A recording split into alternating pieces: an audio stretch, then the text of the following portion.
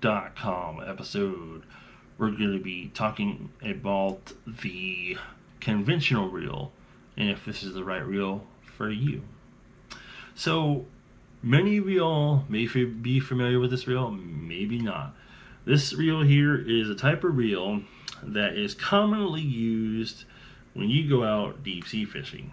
Normally they're a little bit bigger than this. This is an older conventional reel. I bought this thing off of Goodwill at a local Goodwill store for about $2.99. It's model number 155, made in America, so it's like over 40 years old. And it pretty much is kind of like a baitcaster in a way.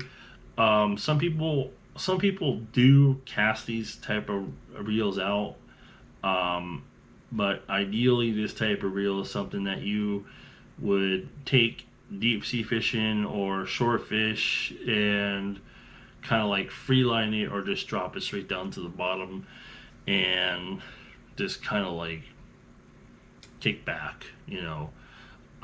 This type of reels, these reels are kind of meant for your big fish, so like sharks, grouper, let's see, like red snappers, big Gulf of Mexico type fish, you know, to a certain extent, because there's different size conventional reels that are specifically for targeting certain size fish, much like a spinning reel.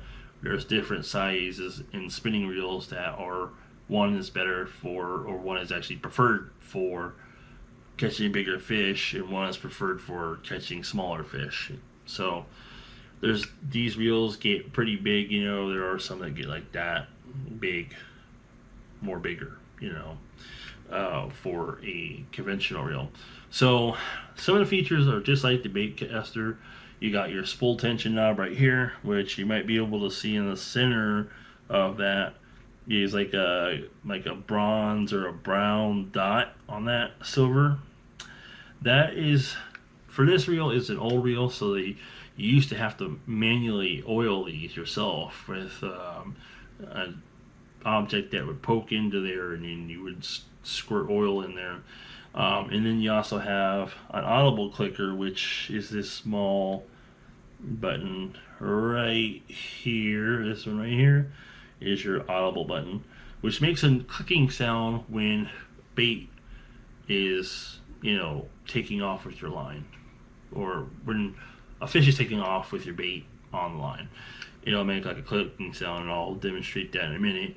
And you have your free lining lever, which is this lever here. Switching it down and switching it up will engage or disengage the spool for being able to freely roll and allow line to go out. You also have a star drag on there, which is your drag system for stopping fish. Hopefully, if it's not too big, it can only hold whatever the maximum amount of drag it can support, and you have your handle and all that. The bigger size conventional reels normally can sometimes hold like a stronger line, like the Avid reels are an example. They are about the size, maybe a little bit bigger than this here baitcaster they have, this Abu Garcia. They're close to being about this size, maybe a little bit bigger, you know, higher up like that or so. And they are a popular conventional reel used for snook and tarpon with live bait and stuff. And they're pretty good quality, but they're really expensive conventional reels and stuff. With this though, the lever on this side, which I can't really see, is on. So, all right. So with the audible clicker, I'll show you what this sounds like with the audible clicker. So we're gonna switch this little lever down. Now, assuming that there was a fish on this reel, right, and it was slowly taking the bait, testing it, you know, you would hear something like this. Followed by, and it would just completely start screaming out. So anyway, so that's the that's the conventional reel, and obviously leaving it on like that, when you're reeling it in, you can obviously be annoying everybody who's fishing around you by leaving that audible clicker on as you're reeling it in.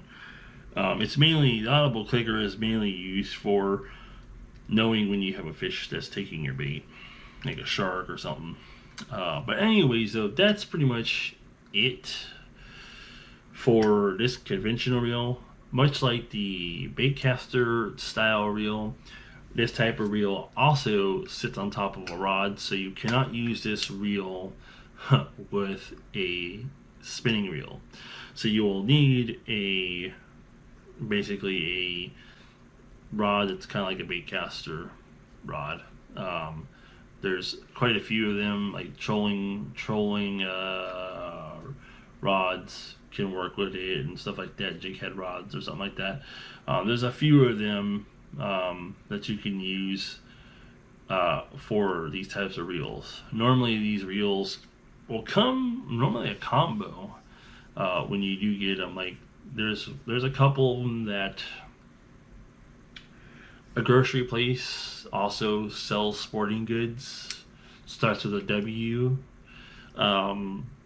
sells like pin rods and stuff that they sell that are also Dick's Sporting Goods, for example, and some local bait shops, by the way, might have conventional reel combos that are set up, and you just pay for the line, and you might be able to find conventional reels on the internet, like Facebook Marketplace. You never know.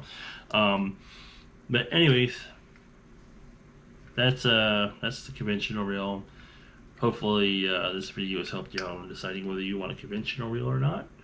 And if it video has been helpful to you, feel free to subscribe to this YouTube channel and stay tuned for more videos like this. And I will see you all on the next episode. Thank you all for watching. Hopefully you all are able to get out there and catch more fish using these helpful guides like these. And as I said, I'll see you all in the next video.